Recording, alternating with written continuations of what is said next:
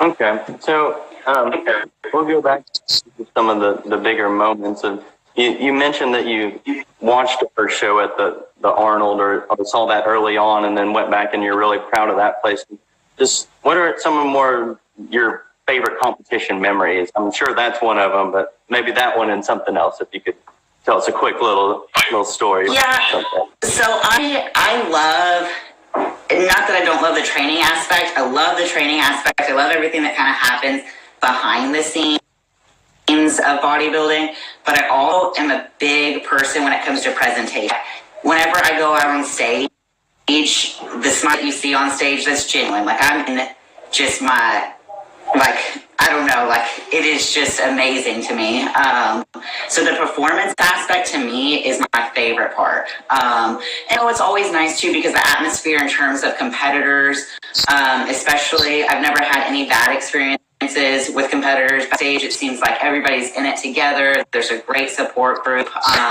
You talk to these girls outside of shows, you know, so that's what I kind of like, that you have a ton of like-minded individuals, that you guys stand together with one another, you support each other, you know, and it's really awesome too to be standing side by side these competitors, these girls that you're competing with, and they're rooting for you. You know what I mean? It's, you, of course we want to win, but you have these people that are cheering you on, and they're stepping on the exact same stage that you are. So that, in my opinion, is one of the most rewarding experiences I've had from bodybuilding, because I've really established some really great relationships within, whether competitors or judges or promoters or just fellow fans, you know, so it's really, really rewarding to me, just the kind of like people that I've met along the way.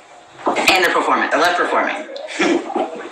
That's where I was going to go back to. The performance aspect, you've done a good amount of guest posing. Like you have a lot of fun with those. Just sort of tell us about what that experience is like and how you come up with some of those things. So I have a background as well. So most of my life, I cheered and I love cheering. And I would come up with dances on my own and cheers on them, that sort of thing. So I think having that creative approach, you know, growing up really helped me step on stage and perform among people in a different way, obviously, but it really helped me. So when it comes to posing in general, I pose every day, whether I'm in season, off season, whatever the case may, still pose. I do routines for people, and it's really rewarding for me too whenever I see, whether it's a girl or a guy, whatever division, when I see them go on stage with a routine that we worked really hard on. That's like, it's almost like a proud parent moment, you know, whenever I see that. So coming up with these routines is awesome. And then in addition to that, I've guest posed on several occasions, and guest posing is a lot of fun in itself, because it kind of gives you the opportunity to be a little bit more creative. You know, on stage, I'm limited to my physique and my suit, you know, so whenever I guest pose, I can bring props, I can wear a costume, you know, I'm not limited to 2 minutes, I can jump out in the crowd if I want. So from that aspect, I love it, because it just gives me more of an opportunity to have fun, interact with the crowd a little bit more, showcase my personality, you know, and just make it a fun experience. So I think, though, having a cheer background and being forced to perform in front of people for a long time in my life just really has helped establish my performance when I'm on stage or guest posing. All right, that's awesome. What sort of you took a little break from competing on the stage. What was sort of that like this past year, and what's sort of your mindset going forward? So I really didn't plan to take 2018 off. I qualified for the Olympia in 2017 based off of points. So it's a little bit different.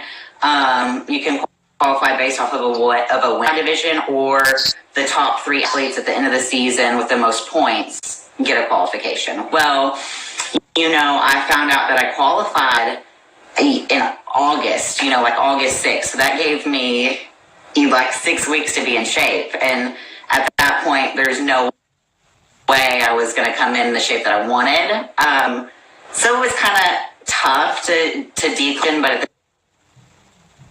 the time, I was like, I'm just going to hold off on the Olympia and I'm going to prep for the Arnold. Well, I began prep for the Arnold in November and everything was going great. I was tighter, fuller than I had been in years past. And in all honesty, I just didn't want to compete. That's just all it was. There was no health issue, no injury. It was just kind of like, I had been competing nonstop for a little bit, and I was like, I just want a breather, just time to kind of relax and rest a little bit, and that's what I did. And I went on vacations. I enjoyed myself a little bit, but don't get me wrong, in terms of training, my training didn't stop. I still trained hard around the clock because I knew that I was going to get back on stage. And so kind of going into this competitive year, 2019, it's put me in like a really, really state, not only physically, but emotionally and mentally as well. So, oh my gosh, I think having the year off really has bettered me, and it's going to help back on stage this year. Oh, yeah. Well, we're definitely excited. Can you give us any thoughts on any shows you're considering, or maybe if you've already got one picked out?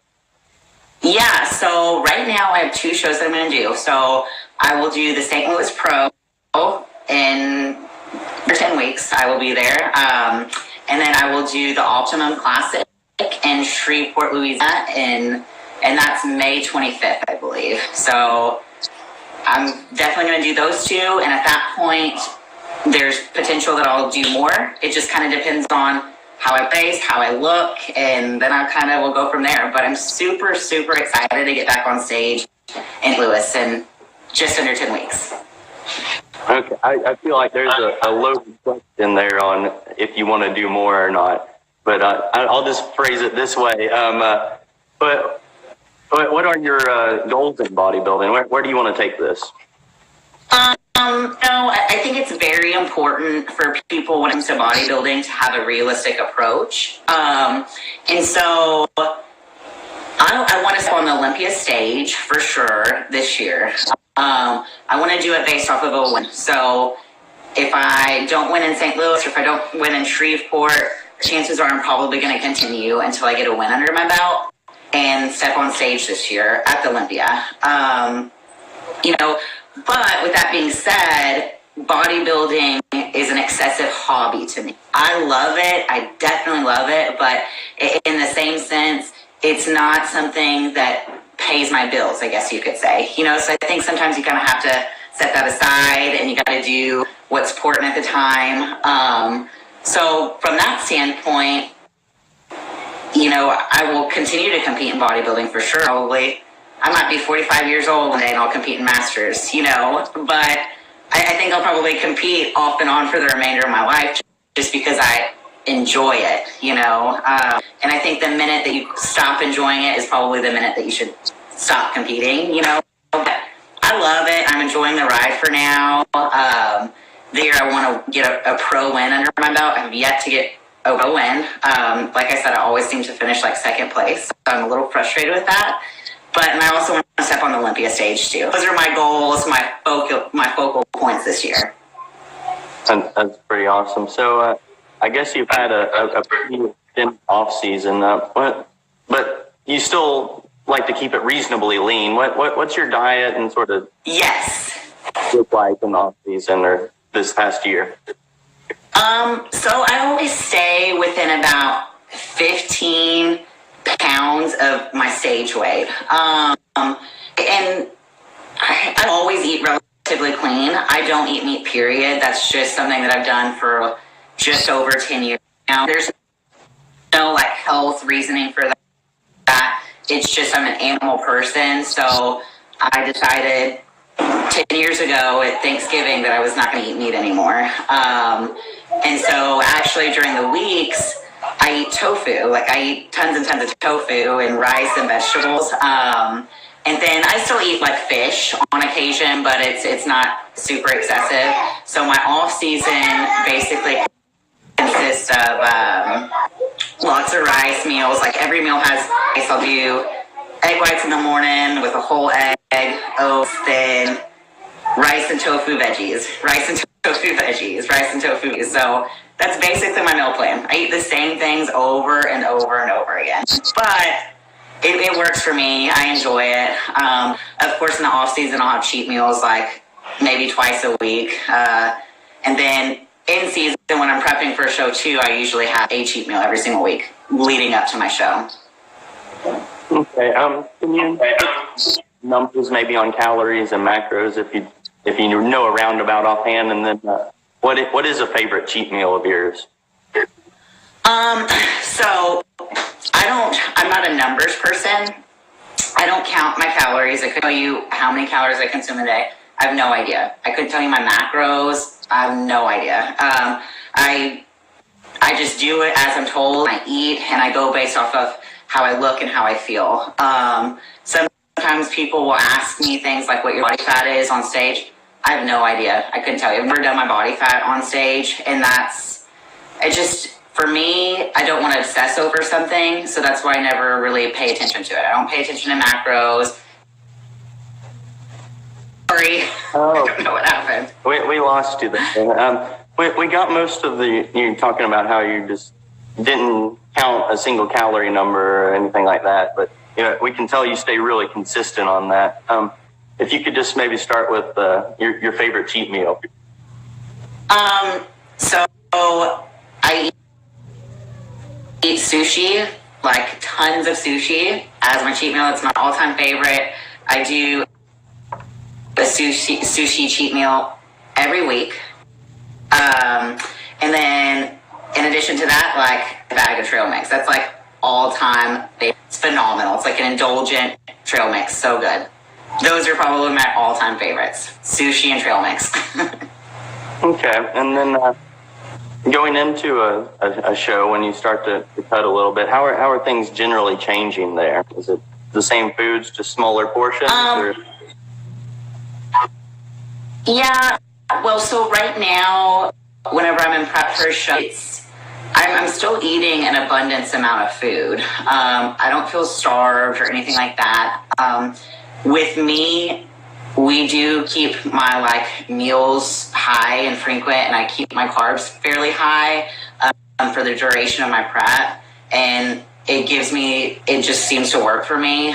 Now, there's times where I'll do an excessive amount of cardio, and I'll cycle on my cardio. To me, I would rather, I guess, have more food and do a little bit more cardio versus less cardio and less food. I work with it, but right now, I'll still have cheat meals. Typically, in the past, I've always had cheat meals every single week leading up to the day before my show. I just kind of keep the same routine. Now, there's times where, say, if I don't have a training day, I might have one carb meal as opposed to 3 carbs. But for the most part, my plan doesn't really change too much throughout my entire 16-week prep.